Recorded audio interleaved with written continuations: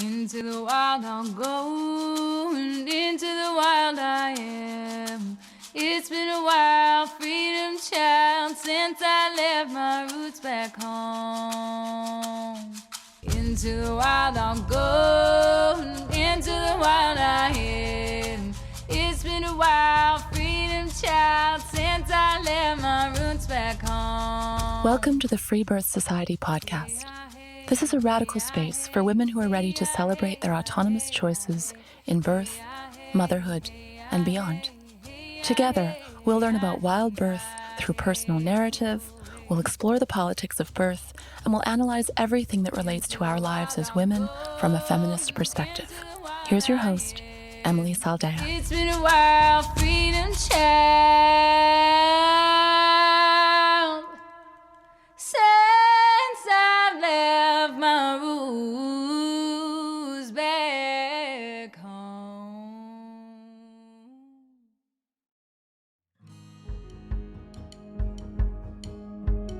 Imagine a land where women and girls run wild and free, where we're supported to feel, encouraged to express, and where we experience true collective healing. A place where we can play, laugh, and howl under the moon. Here, you can let your guard down and come back to the essence of wild womanhood. Your nervous system finally able to relax in the total absence of men and the total presence of sisterhood. Women call this the magic place. And as female-only spaces continue to dwindle, securing land of my own for women's festivals has been a lifelong dream come to fruition. So I'm thrilled to announce and invite you to the second annual Matriarch Rising Festival that will take place here in the Blue Ridge Mountains of North Carolina, June 19th through the 24th. This is an exclusive Wild Woman's Summer Solstice gathering. A week of dancing, nude sunbathing, communing with the elements, singing, and falling in love with what it means to be alive as a woman. Tickets are officially on sale and they will sell out, so head over to matriarchrisingfestival.com for all the details and to get your ticket. Can't wait to see you there.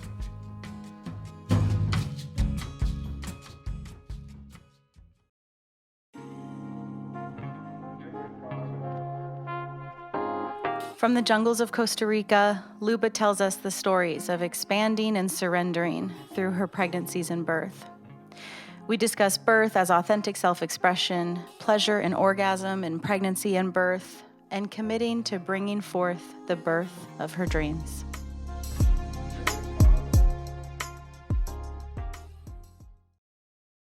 All right, Luba, welcome. Hi, everybody. Thanks for joining us today from beautiful Costa Rica. Let's just get into it. Who are you? Who are you as a mother? How old are your kiddos? And just tell us your story wherever you want to begin of your first child and what comes of that. Sure. So I'm a wild birth keeper, I call myself, here in the jungles of Costa Rica, a loving mama. And I've been so blessed to have these incredible babies come through me. And both of them have been the biggest transformation and the biggest gift I've received in my life. And so I just can't wait to share my experiences and my story with you guys, because I feel like it's really important for us to claim our birth stories and really dive into how we express ourselves as women. It's so funny, it's where to begin, right? Because to me, I feel like motherhood kind of starts when you want children. That's when I feel like the conception energy starts coming, you know? And for me, I just remember seeing one time on the bottom of a coffee cup, when I intentionally put in my prayers of seeing my future while I was traveling in Peru, I saw this beautiful image of a jungle woman mama, like birthing her baby into her arms. And I just remember looking into my cup and being completely in awe of it and thinking, can I do that? Like, is that me? Like, who is this woman, right? And it's since then, it's been a transformation. Every day it's gotten me to where I am today, and I'm really grateful. And it's always been really a conscious choice for me, especially my first. I felt like until I said to myself, and my partner said, we are having a baby, come on spirit, here we go. Like it did not happen. And we both became open to that possibility. And she was just waiting there for me. I knew her. It felt like I knew her from like forever, but I also like saw her in like visions, and I sat with medicine and she came to me beforehand. So I knew she was coming, and there was also a boy in the picture, and it was all very confusing because for a long time I did not want to be a mother. And then all of a sudden this energy came in and I saw it in my cup and I was like, wait, that looks super awesome. Like I want to do that. I want to be that jungle mama. And yeah, so my partner and I, we decided to go ahead with it. And first pregnancy was so easy. I think we conceived within a couple of days from saying that. You were already in Costa Rica? Yeah, we were actually traveling. We were at Orca Island. And that day we went to see the orcas, and we saw this beautiful mother showing her calves how to like be an orca pretty much. And that's the same day we conceived. And I remember like it was all so intentional, which I love about it with her. Like, I remember like seeing the orca's eye in meditation in my third eye while I was like creating this beautiful being with my husband. Right. And the whole thing was just like, it was a fairy tale. It felt like a beautiful fairy tale, and it still does. So we conceived this beautiful child and found out it was a girl, and everything was, I remember just being a little bit nervous being first time pregnant. Well, I went to one doctor's appointment, and then I did an ultrasound, and that's when we found out it was a girl.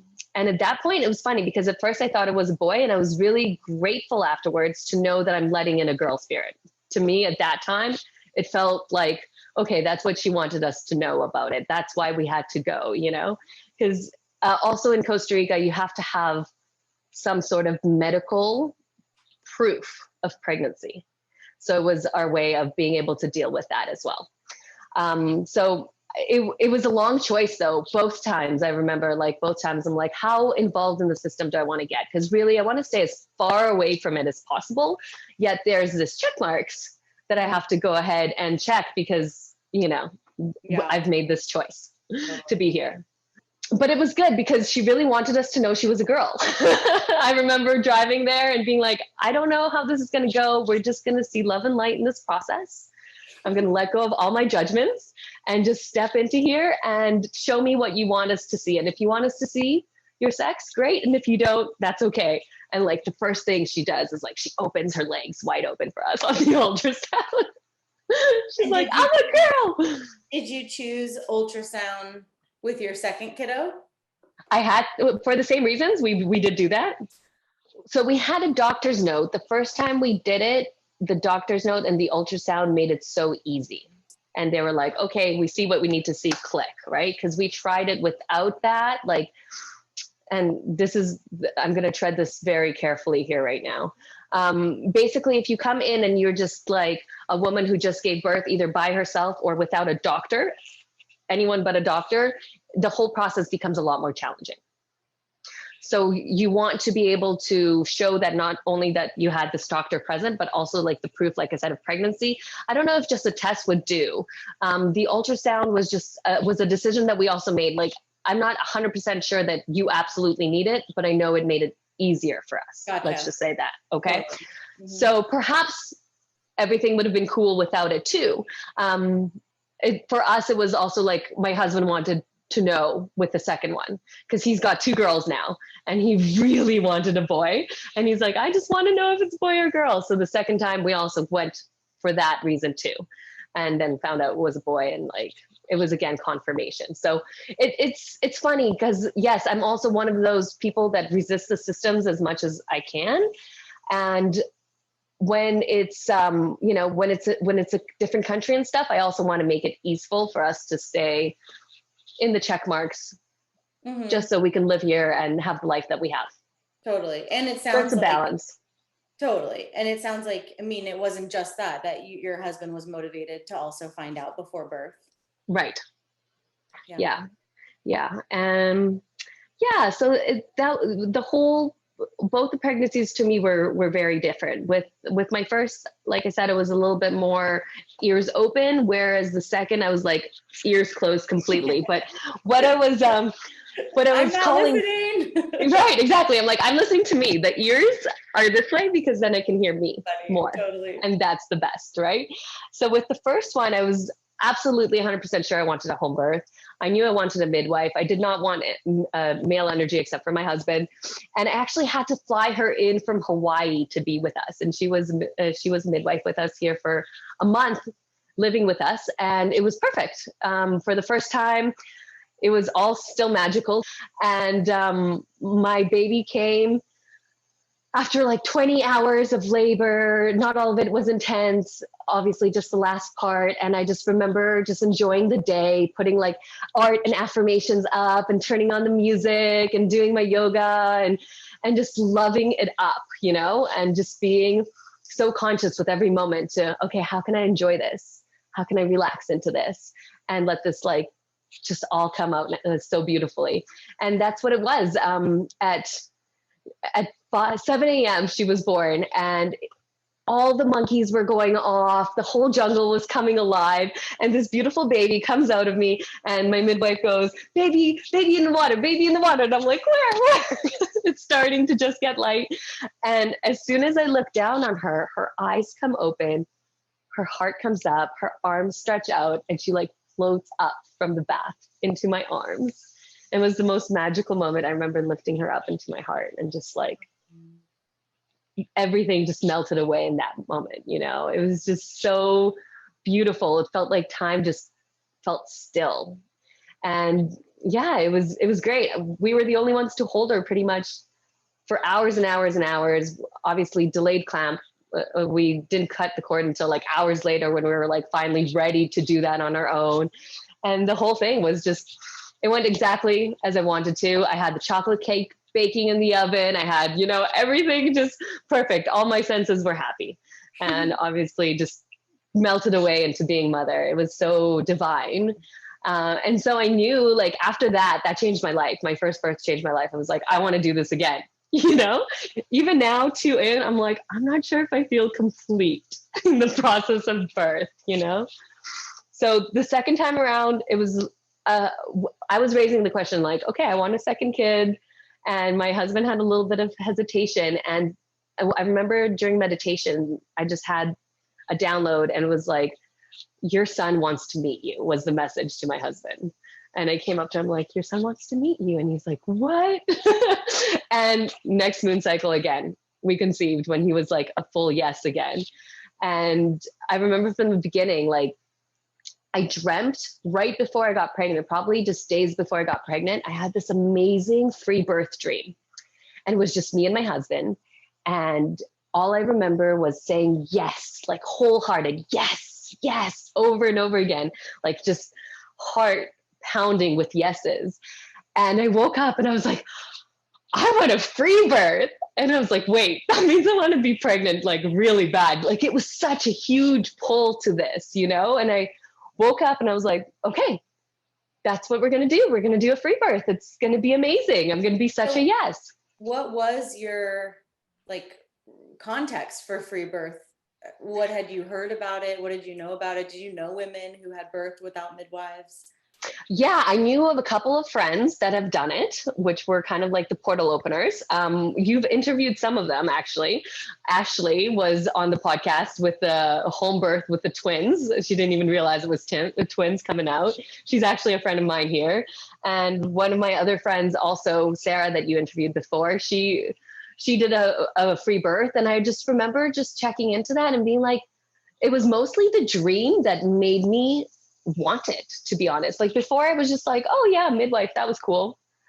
And then after that, just seeing that potency and feeling that space so deep inside, I was like, it was so clear to me that's what I wanted. And that was my context to it.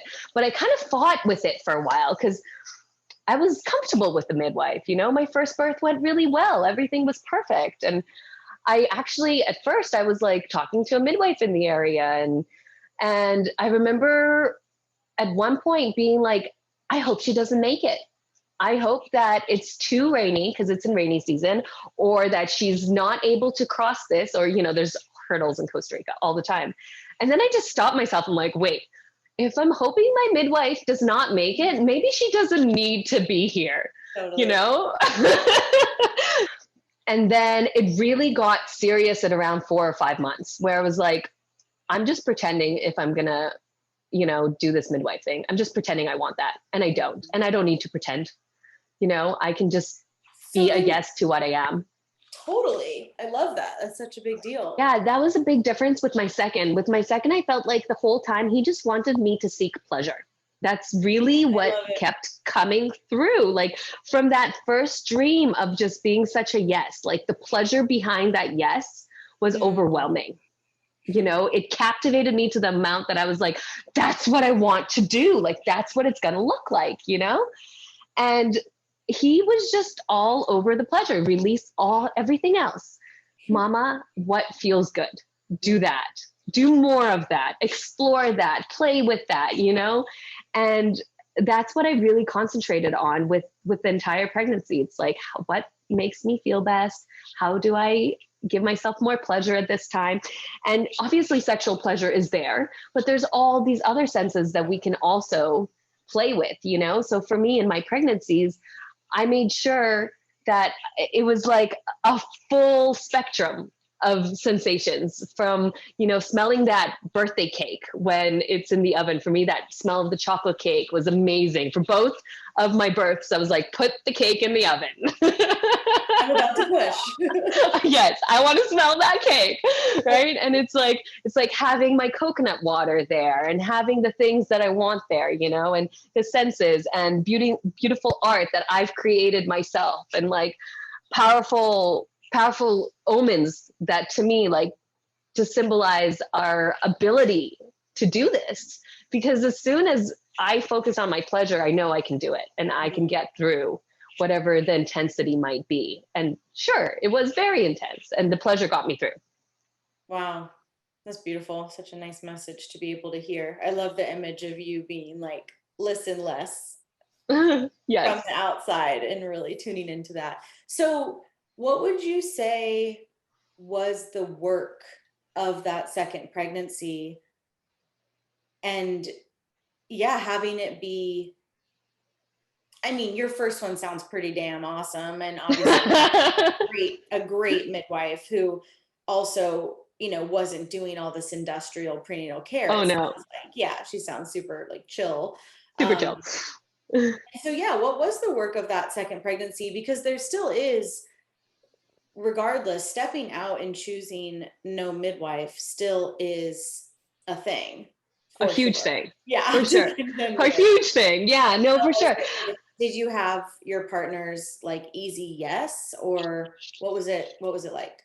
It was a process, just like everything, I'm from the first one, he was like a complete yes to the process. He was like, yeah, midwife check, doula check. Okay, support check. Great. Second one, when I was like, I just want this to be me and you, babe. And at first it just seemed like me and him. And my daughter was there. That's why it changed a little bit and became something else entirely. But we'll talk more about the actual day later. But for me, like the experience with it was his hesitation was more than mine. Because, I was so clear, this is how this is going to go. And I felt that, and I've seen it. And with him, he was like, I can't imagine being your only source of support. That was really the bottom of it.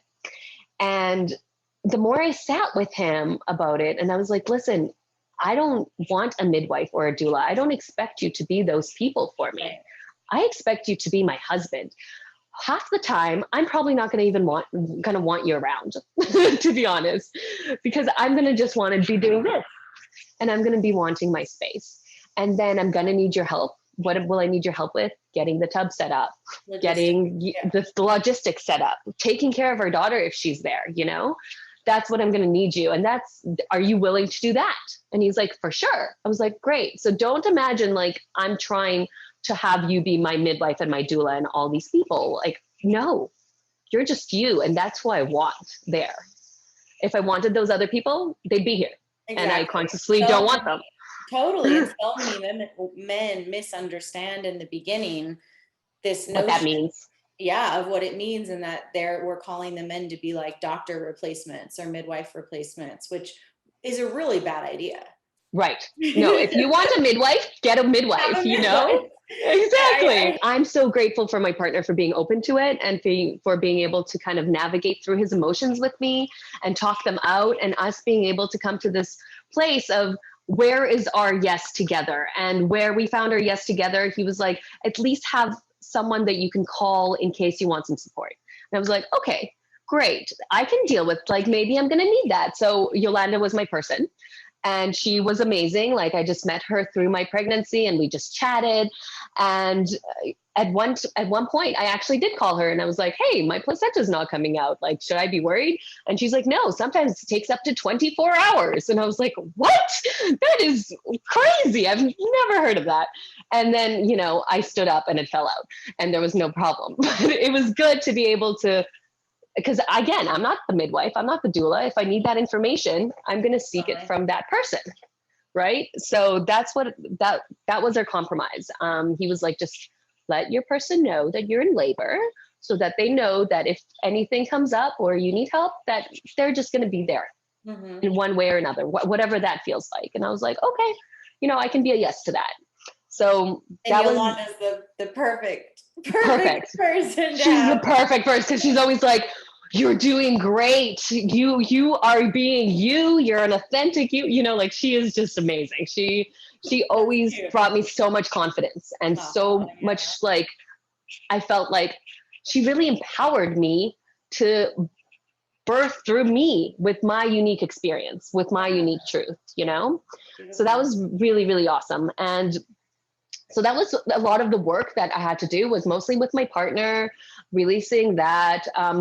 I didn't choose to tell everyone that I'm free birthing. I chose a very limited amount of people that I told about what I was actually doing, because I didn't want their fear and I didn't feel like I owed anyone an explanation of how I want to birth. So, you know, when it came up naturally and I wanted to share out of my heart, then it would come through. And otherwise it was my secret, not secret. It was like my personal thing, you know, that I got to be with. And it was so amazing that way. And the whole pregnancy was like that. You know, I remember not listening to anything and just being like, if I want to do this, I'm going to do that. When I want to do that, like, just no rules apply ever, you know?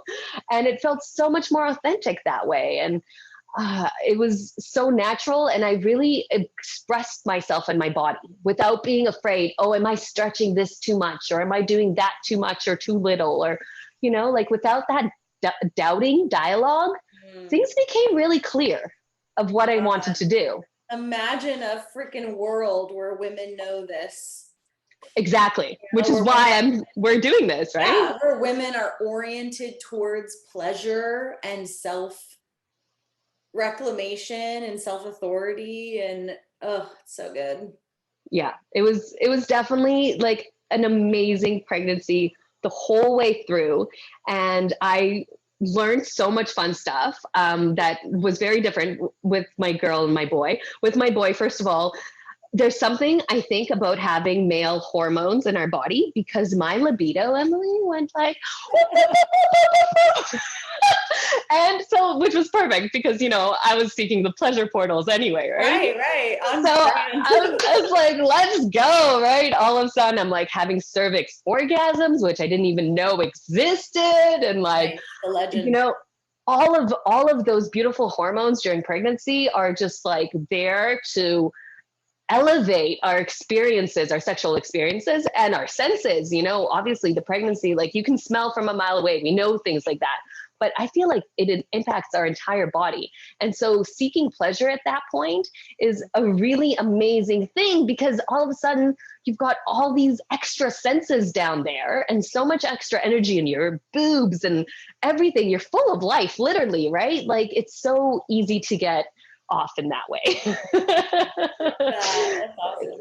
So it was really fun exploring that. And like, again, with my first, I was like, oh my God, I can't have sex before the midwife gets here because I might go into labor. So it was the opposite, you know? So for like the month of February, we were like dry. And then my baby came in March when my midwife was there. With the second, I was like, let's get it on, let's get it on, let's get it on. You know, it was so awesome.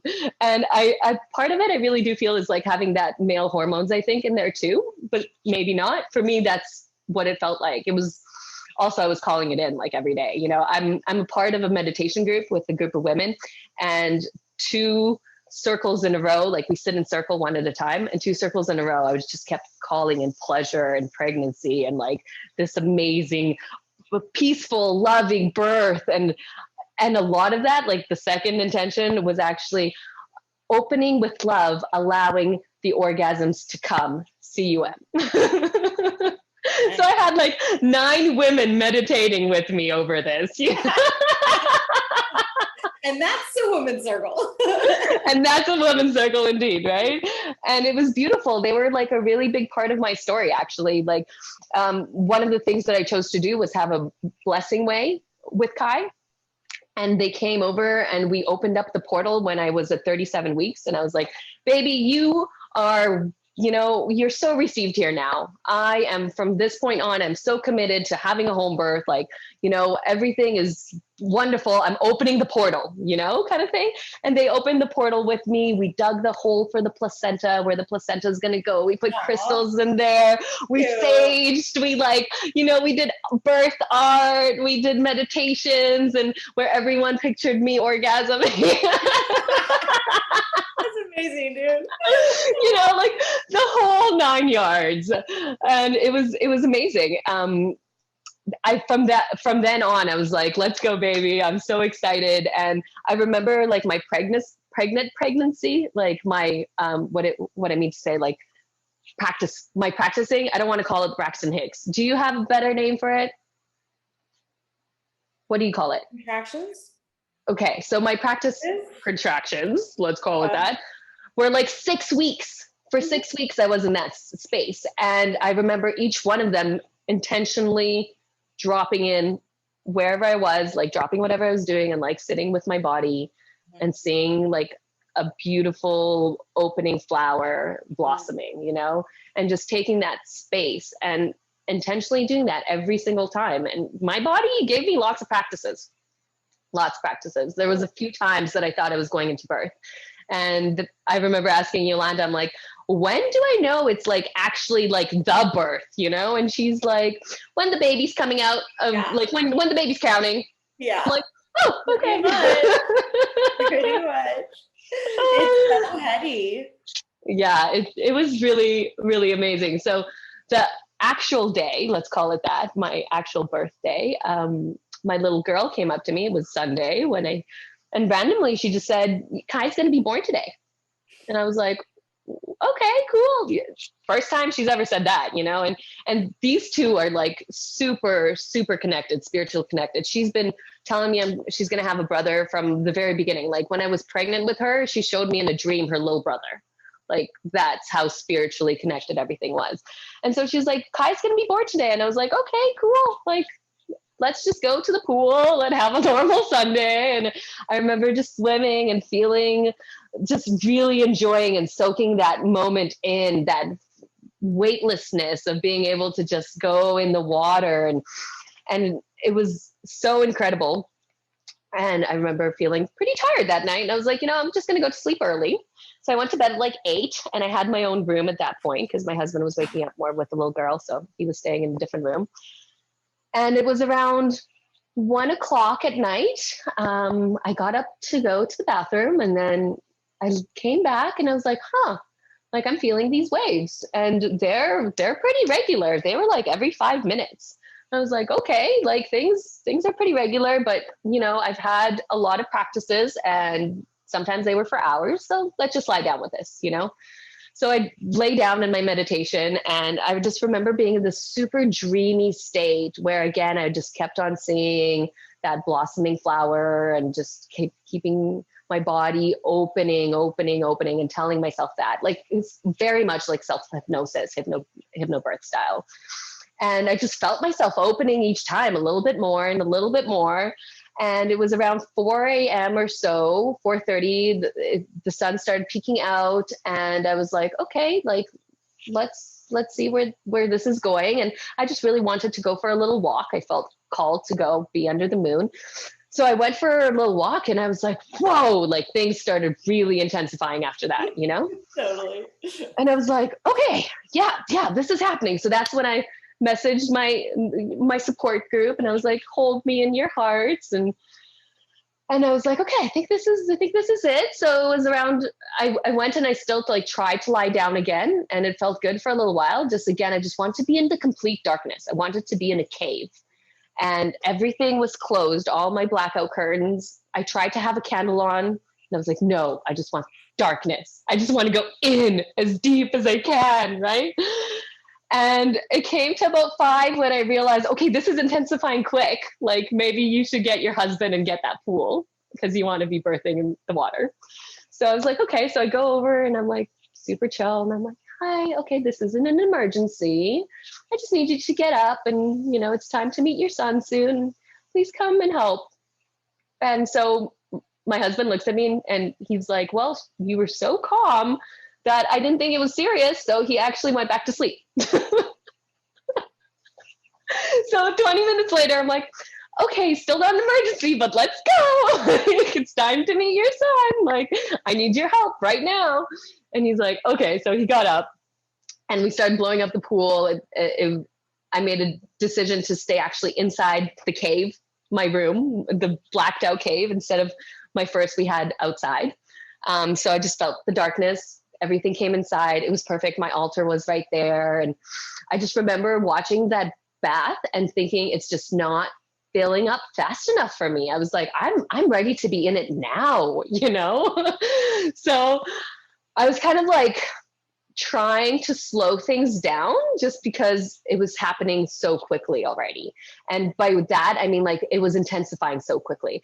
And with the intensity, at first I was resisting it for like maybe 1 or 2 waves. And then I was like, wait, that's not going to do me any good. And then right away I called myself on it and just like decided to, no, that's not what I'm going to do. I'm going to actually open myself up to this. And I'm going to open even more knowing how intense this is. Mm-hmm. And so all of a sudden I was like, I felt myself like just expanding more and more and not fighting it, but instead of like surrendering to it and being in whatever position that I needed to, I had a hammock actually that we put up. And so I was just like grinding my hips into it when it got really intense, or, you know, stimulating myself with my clit. Amazing during contractions. Like if you need to like really step out and seek pleasure instead of like getting like, you know, kind of overwhelmed by the intensity, like to me that was so grounding and so pleasurable. And it just like all my waves were really quick. They were like probably under a minute, and they stayed that way the whole time. And they were only a few minutes apart, and it was very consistent. They didn't start out long and, you know, come closer and closer together and get longer. That wasn't the case with me. It was just always like 5 minutes apart, or a few minutes apart. It felt like 5 maybe. And then for about a minute. Yeah. It was super chill. It was nice. It was so nice. And so I just kept on being in that space. And then finally, like, I remember he was like, at one point he tried to pick up the guitar because I told him I want him to like play me the guitar. And I'm like, no, pool, get me the pool, concentrate. And, you know, again, because he was thinking about our first and how he played me the guitar and how we had all this timelessness, you know, 22-hour labor compared to like less than 6 is a big deal. So finally pool is ready. I'm ready to jump in, of course. I'm like so ready to jump in. I get in the pool. As soon as like my foot touches the pool, my daughter wakes up. It was like complete synchronicity.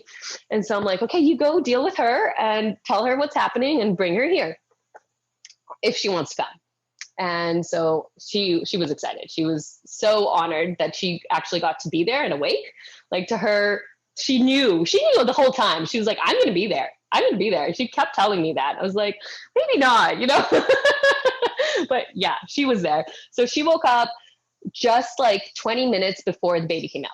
And she comes out and she comes running to me right away. And at this point, like we're, you know, 20 minutes from birth. So things are so intense.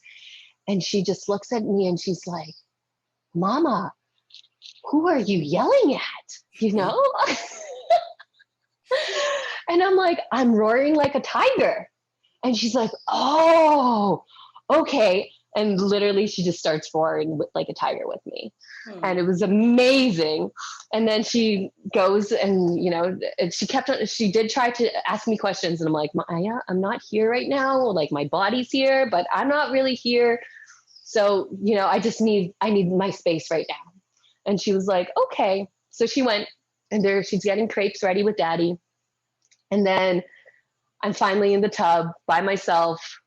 And I'm like, oh, this feels so good. And I was like, let's just check where the baby is. So I put my finger in and he's like a knuckle and a half away from completely crowning. And I was like, wow, okay. I did not expect that to be so far along. So she very much surprised because I guess, again, I was just thinking about my 22-hour one. And then she comes in because, you know, she feels my surprise and she comes in and she's like, are you okay? And I was like, you need to tell daddy that you guys need to come in here because this baby's like coming out like very soon. So she's like, okay. So she goes along and she gets her dad and they come and they're having their crepes with strawberry sauce, rocking in their rocking chairs. And like, I'm full on birthing, roaring like a tiger. You know, I remember the last wave right before he came out, it was so intense. And felt like I was crawling out of my skin. And the only thing, like automatically my hand just went to my clit. And again, there was that stimulation there. And I felt myself relax and I just knew he was crowning like right then. That was the transition for me. And I got up and I asked for my husband's help and I had these amazing yoga handles like on the door. So I grabbed onto them and I just bared down as hard as I could. And his head just came out. And I was like, whoa, like complete surprise. And I was like, okay, baby's head's out. And they're like, eating breakfast in their chairs, like, what? Like, completely taken aback. And so they started like poking their heads around and sure enough, baby's head's out. And they're like, okay. And then I just relaxed for a couple minutes, got on my back. And with the next wave again, got just all my energy just went down and I just felt it just like push my baby out. And there he came out and he was in the water and he was so beautiful and it was all dark. And I like remember I seeing him, this like little bit of a glowing skin, you know, and I came up and I held him up and I brought him up and he was sleeping. And I was like, at first I got scared because I didn't realize what was happening. So I was like, so I just, my intuition said, blow in his face. Everything is fine. Just blow in his face. And I blew in his face and he started like wiggling and his toes came alive and his hands came alive. And then he gave out the cry and, you know, he cried for a few minutes. I think he was just shocked because he literally came out asleep and he was like, wow, I'm somewhere else, you know? And so there he was and he cried for about 5 minutes and Maya was so excited. She jumped into the tub because she was waiting until he came out. That's when she was allowed in. And she jumped in and she started stroking his feet and holding his hands and like rubbing his head. It was all so precious. And I gave him the boob and he latched on and he nursed for an hour and a half straight. And he was born at 7 and like we were still in the tub an hour later. That's why I was like, what's going on with my placenta? Like I forgot about it, you know? I'm like, oh, that's weird. So an hour later I was like, oh, I thought it was supposed to come out by now. So that's why I gave Yolanda a little call and she's like, you know, it's all perfect. Like you just tell it to drop. If you need to pull just tiny little bit, very gently, no one else, just you with the tension while you're standing up. And she's like, it's probably going to come right out, but it can take up to 24 hours. And so that's what I did. I stood up, did like a tiny little pull, focused my energy down again and like right into the pull came out the placenta. And I was like, complete, this is great. It was amazing. Like the whole thing was so short and sweet. I felt like I did everything I wanted to do, but like in like little snippets of time, you know? And it was perfect. It was absolutely perfect. Sounds perfect. I love the image of them eating crepes in the rocking chairs. Right. It was like so Sunday funny. Morning cartoons. Yeah, that was Monday morning. You know, it was the most blissful Monday morning. And before I did have some resistance to her being there. Like I was actually, before I gave birth, like I was like, Jonah, see if you can get someone to take her to preschool or something. No one was picking up their phones. Like it was just like, it was not meant to be. And she was so clear she wanted to be there too. So I was like, I'm open to the possibility. And it was perfect. She was there at the end when she needed to be, and she got to be in the pool. And like, she is the most incredible big sister. And I feel her bond with him, part of it is like, they've had this whole spiritual journey, and she watched him come out of me, and she held him right away. And she was with him like that, for both of us. And so she's got this amazing nurturing mama instincts with him. Like she watches him at this point, like for an hour in the morning by herself most of the time, like literally. I'm like, well, she cleans up the kitchen and makes you guys coffee. Right. I'm like, you got this, kid. You got this. She's like eating her snacks, watching him. Because once he hears her in the morning, he's done sleeping. He's like, bring me out. We're hanging out. I'm done. And I'm like, I'm going back to sleep. My husband's sleeping, and we're chill. We're like, great. You can do that. No problem. She told me she was going to do everything. She hasn't actually changed any diapers or given him any bottles at nighttime yet. But, let's see what happens. Do you want to share some ways that women could find you or reach out to you? It's parenting outside the box. And my whole mission right now, like after this birth, it was very clear to me that I was meant to share this story and support women through their conceptions, pregnancies, births, parenting, all of that, and really finding their own intuition and empowerment through it and their own pleasure. And so I do free connection calls for women that want to connect in that way, to explore that. And I'm just really passionate about redefining our birth stories and reclaiming it. It's been so rewarding. And I feel like I have such a closer bond with Kai than I ever have with any other human being. Like, of course, like the whole experience shaped that, but I feel like I feel him. Like when he needs to go to the bathroom, like I feel that. Like I see him going through birth when he poops and pees, I swear. It's like he goes through the same waves, intense and then chill, intense and chill. And like, the whole life is kind of like birth to me. And there's all these reflections in it, whether it's through your baby pooping or not. But basically, like, I feel like we can create it into whatever we want. Yeah. And as long as we're creative enough to see the information out there that points us into what we want to do and explore it for ourselves, maybe there hasn't been this picture before, and creating that self-portrait of what you actually want to be is really an empowering experience, and it's shifted everything in me. Yeah. And so now I'm just all about supporting women to create that for themselves. And I think by free birthing, we're also birthing our intuition in a deeper way. And so it's unlocking that ability to connect with them on like this other level, That was why I never got like the nanny cam thing or anything, because I wanted to see who I would be without that, which you could kind of extend to everything, right? Like that's why I made, the choices I've made in the pregnancy or whatever, like how can we learn internal surveillance, right? Instead of the like crutch of external. Is really interesting, because we are psychic beings, and we're the most psychic with our young, on every level. Yeah. So cool. Yeah, I love it. I'm so grateful. I'm really so grateful for all those experiences. And really, you were a big part of it. I remember for me in my pregnancy, I just want to say that like, when I was like contemplating, when we were talking about, that back and forthness, when I was like, can I do this? And then I remember just listening season after season and like episode after episode and being like, I'm no different. I can do this. And just knowing that, being like, there's so many other women who have done this, and, and every single one of them is unique and special. Yes, because they're themselves, but so am I. They're all just women. They're all just women. Yeah. And it was just another Monday morning. And then we ate, our crepes as a family, had chocolate cake, and she went off to preschool like another Monday morning. So it's beautiful and amazing.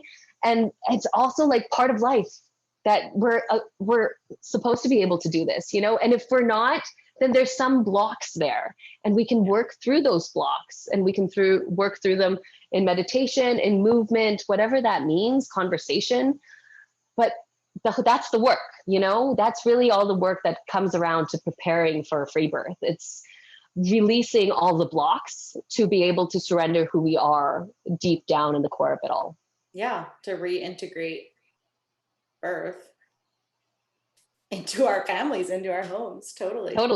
And I know for sure now my little girl, she's gonna free birth. Like, I just know it. She's already told me, you know, and we leave stamps that way. Totally. Awesome. Thank you so much. Yeah, it was so nice talking to you. And that's it for today, my sisters. Check out everything we do, including one-on-one and group coaching, learn about our private membership, in-person retreats, and more on freebirthsociety.com. Our online courses are on freebirthsocietycourses.com, including our flagship course, The Complete Guide to Free Birth. Don't miss the Radical Birthkeeper School if you're ready to become the authentic midwife that women are searching for. Together we rise, and the revolution starts inside each of us. I'll leave you with our Free Birth Society theme song, Wild Woman by Aruba Red. I honor you for the wisdom you held, the ancient traditions of plant medicine and womb magic. I feel the spirit of the ancestors as I place my hands upon my belly. This sacred portal will be honored. Eons upon light beams of survival, withstanding the eradication of our power by design. I will not allow the separation of our young to be forced upon me. My sisters will no longer birth in captivity. The picket line redefined from burning our wild women to paralyzing us and drugging our babes. Strapped down in a clinical white bed, drying up the milk from our breasts, keep your needles. My family will never again be doomed to chase those dragons or your poison. We reject your fear. We choose love. Everything with intention. Death, ascension. I will fly and bring her back from the stars. Conscious